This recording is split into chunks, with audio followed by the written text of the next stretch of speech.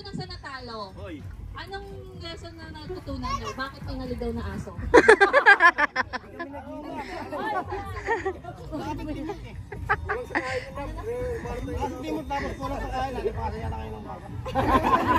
Walang buto. Walang tirang buto eh. Okay. Doon naman sa may pangalawang nanalo, paano nyo na ano kahit hindi nagsasalita ng monkey? Pag monkey yung dito. Walang tunog daw. Yung amoy na lang. Ano siya tumutunog? Meron.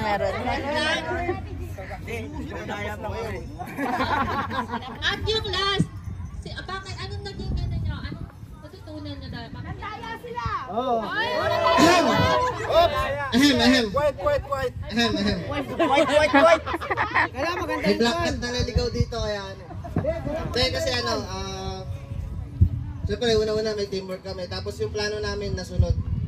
Kung paano namin kukunin yung bawat isa sa loob. Okay.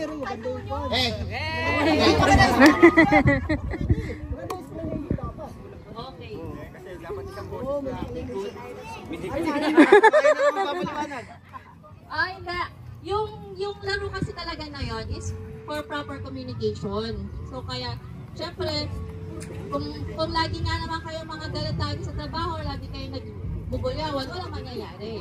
So kailangan may teamwork, may communication. Okay, so yun. Okay? So ang next na laro, kailangan